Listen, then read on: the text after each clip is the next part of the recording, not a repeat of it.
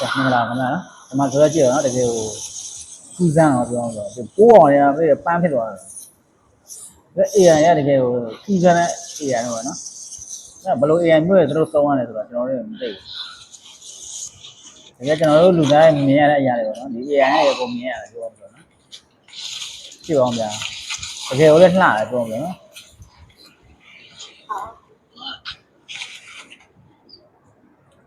စူးစမ်းရတယ်ဗျကဲမင်္ဂလာပါခင်ဗျာဒီမှာဆိုရင်နော်ဒါပြောဆို AI လောက်ရတာပဲနော် AI ကအဆုံးပေါ့တကယ်ကိုစူးစမ်းရရတယ်ပဲပြောအောင်ဆိုတော့ဒီ AI ကတကယ်ကိုစစမ်းမပြရလောက်တတ်တယ်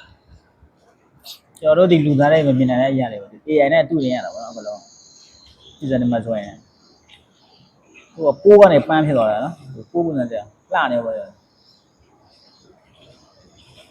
AI တကယ်ကောင်းအောင်လို့ပြောနော်တကယ်ကိုစူးစမ်းရရတယ်ဒါလည်းကဲမင်္ဂလာပါခင်ဗျာဒီမှာဆိုတော့ကြည့်ပါနော်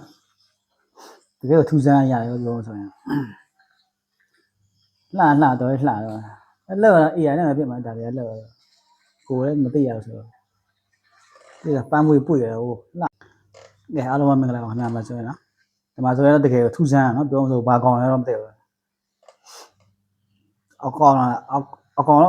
တော့မဟုတ်ပါဘူးထင်တယ်သူကပန်းပွေဟာနော်တကယ်လှပန်းပွေတယ်ပြောမယ်ကဲမင်္ဂလာပါခင်ဗျာကြည့်ကြတယ်မှာဆိုရင်နော်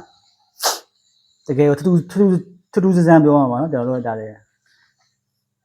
တကယ်ကိုလည်းမှရတယ်ပြောဆို AI နဲ့ပဲလောက်ရတာတော့မသိပါဘူးတကယ်ကိုထူးဆန်းရတယ်โอ้ကြည့်စမ်းညမင်္ဂလာခင်ဗျာနော်ဒီမှာဆိုရဲတကယ်ထူးဆန်းတဲ့အရာတော့ပြောပါနော်တကယ် AI နဲ့လောက်ရတာတော့မသိဘူးနော်ပုံစံလေးတော်တော်လေးလှနေတယ်ဘာကောင်းတော့မသိဘူးမင်္ဂလာခင်ဗျာဒီမှာကြည့်အောင်ဒီမှာဆိုရင်နော်ဘာကောင်မှမသိတော့အကောင်ကနေတော့ပန်းပွေးပုံစံဖြစ်နေမှာနော်ပန်းပွေးပြရသေးကြည့်ရနော်တကယ်လေးထူးဆန်းတဲ့အရာတော့ပြောဆိုတော့ AI နဲ့လောက်ရတာတော့မပြောတတ်ဘူးနော်ဘာနဲ့လောက်ရလဲ